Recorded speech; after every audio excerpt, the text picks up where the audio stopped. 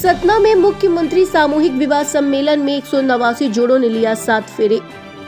सतना नगर निगम में आज बीटीआई परिसर के मुख्यमंत्री सामूहिक विवाह सम्मेलन का आयोजन हुआ, जिसमें नगरीय प्रशासन आवास राज्य मंत्री प्रतिभा बागरी मुख्य अतिथि रही। शनिवार को आयोजित इस सम्मेलन में 189 जोड़ों का विवाह संपन्न हुआ। कुल 246 जोड़ों ने आवेदन दिया था। जांच उपरांत 196 आवेदन पत्र पाए गए। हालांकि आखिरी समय में 189 जोड़े ही सम्मेलन में पहुंचे। इस कार्यक्रम में सामूहिक निकाह की भी व्यवस्था की गई थी, लेकिन एक भी मुस्लिम जोड़ा निकाह के लिए नहीं पहुंचा। नगर निगम ने इस कार्यक्रम को लेकर भव्य तैयारियां कर रखी थी। गायत्री संस्था के पुरुष और महिला पुरोहित ने विधि विधान से विवाह संपन्न कराया। सामूहिक विवाह सम्मेलन में विवाह जोड़े में बंधे सभी जोड़ों का 49,000 का चेक दिया गया। साथ ही खान पान की पूरी व्यवस्था की गई थी। इस मामले में राज्य मंत्री प्रतिभा बागरी ने कहा कि अब बेटियां बोझ नहीं है। जिन परिवार की आर्थिक स्थिति ठीक नहीं, उनकी मदद सरकार कर रही। वहीं महापौर ने बेमेल विवाह पर भी सफाई दी। उनकी माने तो लिप की त्रुटि की वजह से एक में काफी डिफरेंस था। सतना से ब्यूरो चीफ अहेस लारिया की रिपोर्ट।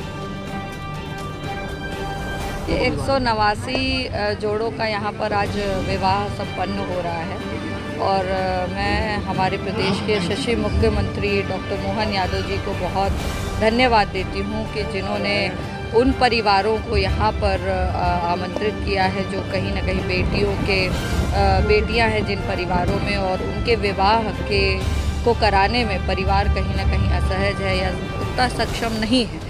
इसलिए उनके विवाह को संपन्न करा करके उन लाखों लाख परिवारों का आशीर्वाद मिल रहा है और वो परिवार धन्यवाद दे रहे हैं कि कम से कम मुख्यमंत्री जी की इस कन्या विवाह योजना के माध्यम से आज वो लाखों लाख बेटियां विवाह के उपरांत अपने घर जा रही, ससुराल जा रही हैं और उसका बोझ जो समझने वाला समाज था, वो बोझ भी हम ना हो करके हमारी सरकार उसको सम्मानपूर्वक यहाँ से विदा कर रही है।